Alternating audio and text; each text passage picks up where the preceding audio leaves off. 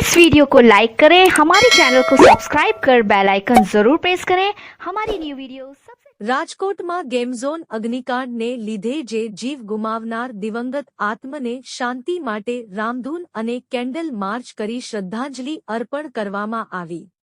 રાજકોટના સુખસાગર શેરી નંબર 10માં સખી મંડળ દ્વારા રામધૂન કેન્ડલ માર્ચનું આયોજન કરવામાં આવ્યું હતું, જે ગેમઝોનમાં બનાવ બન્યો તેના માટે સોસાયટીની તમામ મહિલા તથા ભાઈઓએ સેવાના કાર્યો કરતા રહે છે।